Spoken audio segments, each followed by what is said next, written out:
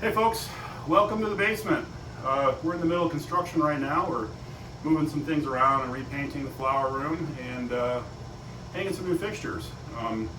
Just started working with a company called CABA, and first thing, they're a lighting manufacturer in Spokane, Washington, and one of the first things I said to Tony is we're going to have to prove your fixture out in the basement. So we are going to be testing two of these Bloom 300s against a fixture that I've used for a long time, a well-known brand, and we're going to see how they do. There are two of these fixtures to replace one of a 660 watt fixture is what the rating on my other.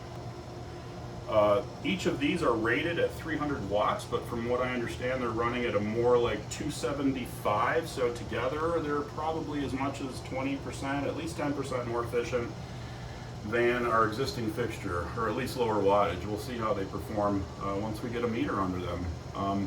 But the immediate, as soon as I open the box, the first thing I notice is not only is it smaller, it's one solid piece. There's no assembly. You basically put these hangers in and it's ready to go, like that. So there's no ballast to install. There's no snap-on plastic pieces to break. There's no unfolding of the light and staging it somewhere. You can prep it right out of the box. And we're gonna try that right now. So basically, the installation was installing these hooks. We're gonna put our ratchet straps right in there. Put a little tension on it. Do the same thing over here. Put a little tension on it, make sure it's firmly seated. And the light is installed.